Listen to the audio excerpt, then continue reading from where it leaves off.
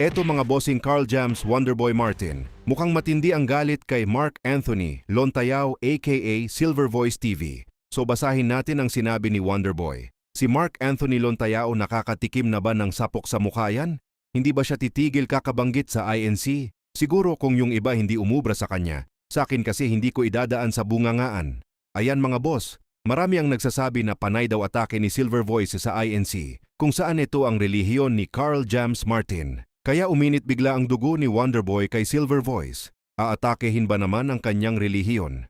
Magagalit talaga yan, samantala mukhang nakarating na kay Silver Voice ang mga sinabi ni Wonderboy. At ito nga ang sagot ni Silver Voice mga boss. Mas uunawa po ako. Alam kong highly emotional sila now. He's still our fighter, and we still here to protect him. Abot ko yan. Ayan mga boss, hindi nagawang baragin ni Silver Voice si Martin. Siguro nakikita niyang seryoso si Martin sa kanyang pinost. Pero ang mga professional boxer mga boss, hindi po yan basta-basta nananapak dahil lisensyado ang kanilang mga kamao. Maari silang matatanggalan ng kanilang lisensya. Hindi lang siguro napigilan ni Martin na inaatake ang kanilang relihiyon nitong si Silver Voice. Samantala pumalag naman ang isa pa nating pambato sa bantamweight division na si Kenneth Lover na isa ring INC. Pumalag ito nang mabasa niya ang isang post na di umano'y maraming naabala sa ginawang rally ng INC. Ayon kay Lover mga boss, nang dahil daw sa rally ng INC naabala sila sa mga trabaho nila, yung flood control corruption wala bang idinudulot na abala? So anong masasabi ninyo dyan mga bossing? Sa isang pagtitipon o sa rally lang ba, naabala tayong mga mamamayang Filipino?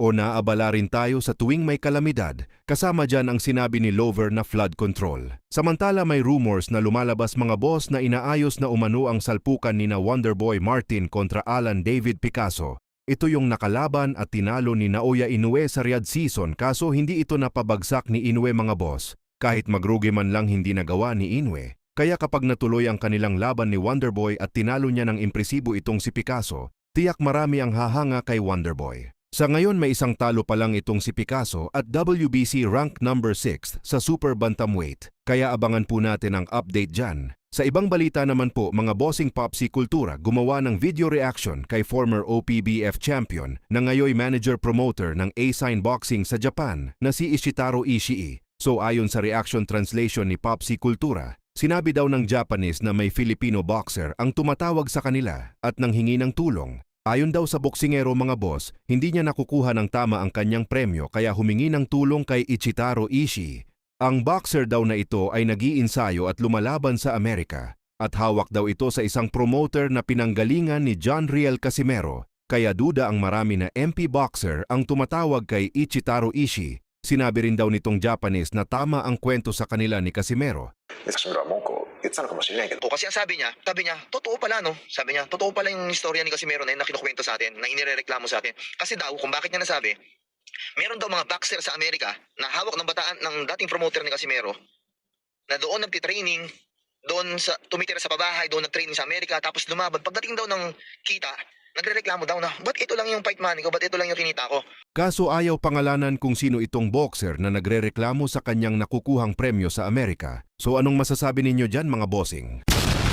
Ayon sa World Boxing News mga boss, may magandang senyales at parehong may interest daw sina Manny Pacquiao at ang IBF welterweight champion na si Liam Paro. Mukhang may negosasyon ng naganap sa magkabilang kampo, kaya abangan natin baka si Paro na ang makakalaban ni Pacman sa buwan ng September. So dahil sa balita na yan mga boss ay tila mas lalong naging malabo ang rematch ni na Pacquiao at Floyd Mayweather. Alam natin na walang problema si pambansang kamao pagdating kay Mayweather, kaso itong si Mayweather ang hindi nawawalan ng problema. Kaliwat ka ng kaso nga po ang kinakaharap ngayon ni Mayweather. Samantala ikinagugulat naman ng boxing fans ang matinding post ni Wonderboy Martin kahapon, kung saan binanatan nga po niya si Silver Voice TV. Ang pagkakaalam.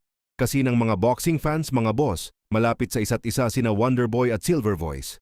Pero bigla nga po nagulantang ang boxing fans nang magalit itong si Martin kay Silver Voice. Dahil daw yan sa mga atake ni Silver Voice sa relihiyon ni Martin ng Iglesia ni Cristo o INC. Bagamat nag-post na rin si Silver Voice at mas uunawa daw siya dahil sa highly emotional na pinagdadaanan ngayon nila Martin.